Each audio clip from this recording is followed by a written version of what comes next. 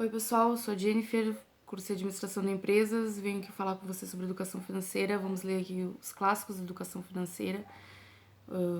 Venho lendo aqui um pouco os trechos, os principais pontos dos livros, e a gente vem conversando sobre o assunto, trazendo a educação financeira.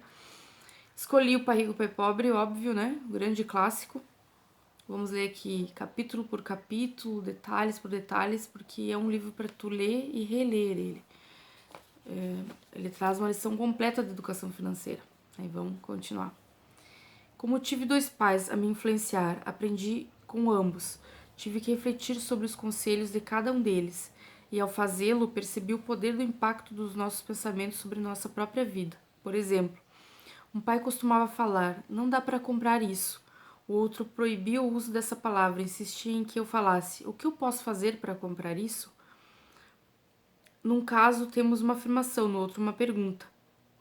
Um deixa você sem alternativa, o outro obriga você a refletir. Meu pai, que logo ficaria rico, explicava que ao falar automaticamente não dá para comprar isso, seu cérebro para de trabalhar. Ao perguntar o que posso fazer para comprar isso, você põe o seu cérebro trabalhando. Ele não está dizendo que comprasse tudo o que eu desejasse. Ele incentivava fanaticamente que exercitasse minha mente e me comprometesse para buscar as maneiras, as soluções para eu obter aquilo que quisesse, né? Que o menino tá dizendo. Meu cérebro fica mais forte a cada dia porque eu o exercito. Quanto mais forte fica, mais dinheiro ganho. Ele acreditava que repetir mecanicamente não dá para comprar isso era um sinal de preguiça mental. O que ele quer dizer com isso? A questão da cabeça, do mindset, como é importante, né? A gente desde pequeno já se cria com um monte de crenças limitantes. Aí ele diz que o pai rico dele, em nenhum momento, incentiva o consumismo, não é nesse sentido, mas ele quer dizer o seguinte: se é alguma coisa que é realmente importante, ele diz pro menino que no momento não tem o dinheiro, mas ele diz: o que que tu pode fazer para conseguir o dinheiro? Aí tenta puxar o menino, né, para que o menino ele consiga soluções, como os ricos fazem, né? Não é que não pode, qual o trabalho eu vou fazer, qual a renda extra, qual o investimento eu vou fazer, né? O que eu vou fazer para conseguir o dinheiro para comprar aquilo ali. Sendo que o pobre já se conforma, não tenho, não dá para comprar, não, e não deu, e tá, tranquilo, entendeu? Só se conforma, o pobre só se conforma. É essa a mensagem. E o rico, ele vai buscar alternativas, vamos ver, não, tu não pode, mas o que vamos fazer para poder conseguir? Um dos pais dizia: "Não sou rico porque tenho filhos". Outro dizia: "Tenho que ser rico por causa de vocês, meus filhos". As das velhas desculpas, né? O pobre tá cheio de desculpa. Uma das desculpas é: não estuda, não tem emprego melhor, não terminou a faculdade, não porque tem filho. Uma das desculpas. Aí o rico pensa: não, se eu tenho filho é mais um motivo para estudar, é mais um motivo para eu trabalhar, é mais um motivo para eu juntar dinheiro. Aí vai se dizer, aí tudo tá então na maneira que tu vê as coisas. Um incentivava as conversas sobre dinheiro e negócios na hora do jantar, o outro proibia que se falasse do assunto durante as refeições. E realmente, né, gente, o pobre não gosta de falar de dinheiro, ainda mais quando nas refeições, porque a conversa de dinheiro com quem é pobre geralmente dá briga, né? A família tá reunida, estão comendo, aí vai o marido e a mulher começa a conversar de dinheiro, daqui a pouco começa: mas a gente não tem dinheiro porque tu gasta demais. Outro diz: não, mas é tu que gasta. Mas é eu que trabalho, tu não trabalha, fica naquela função, com um pouco estão se agarrando a pau. E os ricos não. Os ricos não tem problema de dinheiro. Eles estão ali conversando, comendo, e estão pensando como vão ganhar mais. Essa é a relação, assim, de quem sabe lidar com o dinheiro. Um recomendava: nossa casa é o nosso maior investimento, é o nosso maior patrimônio. O outro dizia: minha casa é uma dívida, e se sua casa for seu maior investimento, você terá problemas. Então, a relação do que é um ativo, o que é um passivo, né? A casa, quando a gente mora nela, e ela tem uma série de gastos de manutenção, né? Que nem o carro, aí ela é um passivo. E aí o pai pobre dele diz que a nossa casa é o maior patrimônio por causa que o pobre ele não tem, ele não sabe, nem o pobre nem o pessoal da classe média, eles não sabem qual é a diferença de um ativo para um passivo. Aí isso ele vai falar, esclarecer mais nos próximos capítulos, que aí a gente conversa melhor sobre isso. Um deles acreditava que a empresa ou o governo deveria cuidar de você e de suas necessidades. Estão sempre preocupados com aumentos salariais, planos de aposentadoria, benefícios médicos, licença de saúde, férias e outros benefícios.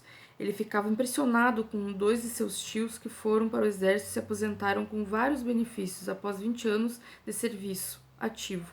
Ele adorava a ideia de assistência médica, serviço de reembolso de alimentos que os militares ofereciam aos seus aposentados. Ele também se empolgava com as catedrais vitalícias do sistema universitário, a ideia de estabilidade no emprego e benefícios trabalhistas. Lhe parecia às vezes mais importante do que o próprio emprego. Dizia frequentemente trabalhar muito para o governo e merecer mordomias. Então esse é o pai pobre dele, né?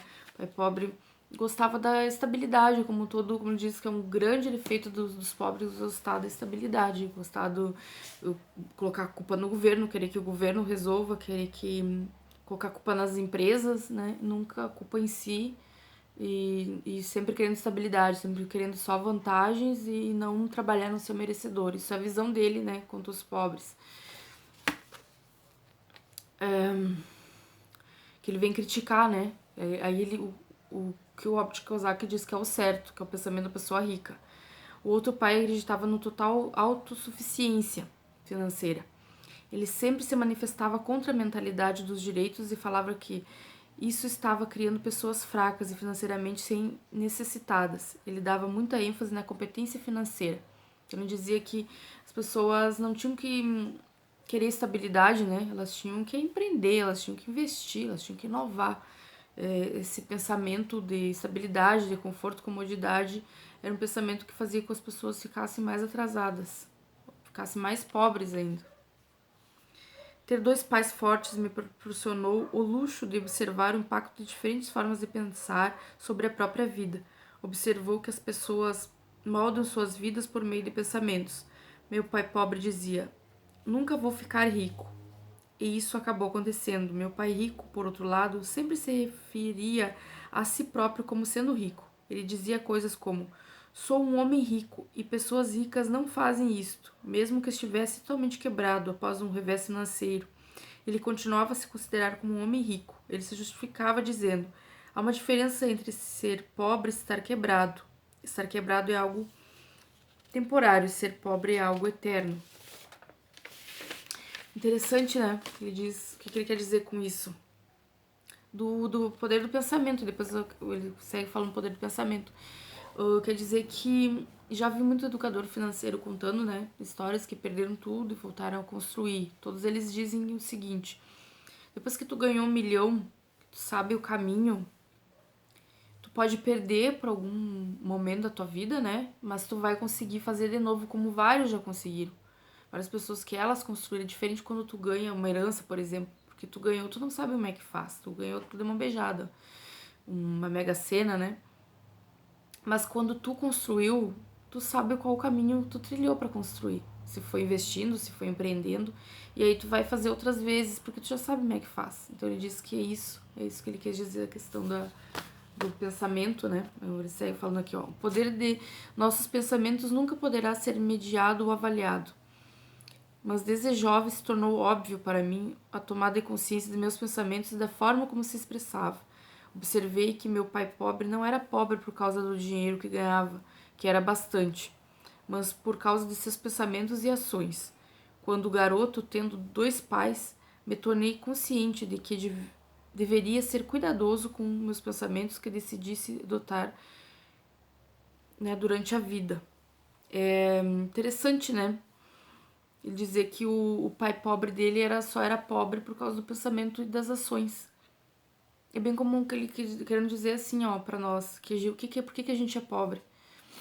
Cara, muitas vezes as pessoas realmente são pobres, ganham, né, salário mínimo, mas aí, pra tu ter solução, se tu ganha um salário mínimo, tu tem que... O que tu tem que fazer, né? Tu tem que procurar te aperfeiçoar, né, gente, pra ganhar mais. Estudar, cursos, treinamentos, o que tu vai fazer para te ganhar mais? E muitas pessoas são de classe média, né? Como ele diz aqui, o pai pobre dele, mas o pai pobre dele era uma pessoa de classe média, um professor universitário. Então ele ganhava bem, só que ele não sabia como lidar com o dinheiro, né? Não investia, não economizava, não se controlava. Então, e era o pensamento também dele, que é de pobre, né? Demoniando o dinheiro, querendo estabilidade, tinha um pensamento também de pobre. As ações dele, já que ele não sabia educação financeira, ele não procurava se informar, não procurava estudar, né? Uma pessoa culta seria muito mais fácil para ele, né? Por ponto que era, né, só ele querer, só ter a cabeça para isso, mas ele não tinha. Aí ele vem dizer como a mentalidade é importante, como ele desde cedo ele entendeu isso, que a mentalidade é o mais importante, muito importante. O pai rico dizia, não trabalhe pelo dinheiro, faça o dinheiro trabalhar. O pai rico dizia, não trabalho pelo dinheiro, faço o dinheiro trabalhar por mim. Gente, essa é a grande lição do livro, das grandes lições, né? Que a pessoa não tem que trabalhar pro dinheiro, o dinheiro tem que trabalhar para ela. Uma pessoa rica, ela é assim. Isso, o que é fazer o dinheiro trabalhar para ti? É tu adquirir ativos ao longo da tua vida. Ao longo dos capítulos eu vou falar mais sobre isso. Mas os ricos, como eles dizem, os ricos não trabalham pelo dinheiro. Os ricos têm uma profissão, uma empresa, são profissionais que eles gostam daquilo que eles fazem. E eles têm várias fontes de renda. Por exemplo, tem livros, tem curso online, tem empresas, né, profissionais ali, empregados que trabalham para ele. Então tem toda uma estrutura que trabalha, né, ativos, imóveis, ações, várias fontes de renda, né? É o dinheiro trabalhando para aquela pessoa que tem dinheiro, né, que é rica. É esse o sentido do dinheiro trabalhar para ti, não é não é tu ir lá e bater cartão, né, trabalhar 8 horas por dia, às vezes até mais, né? O sentido de tu ter bens, ter ativos que trabalhem para ti, né? Produzam, que se multipliquem. Essa é uma das grandes lições do livro, né? O dinheiro é uma forma de poder. Mais poderosa ainda, entretanto, é a instrução financeira.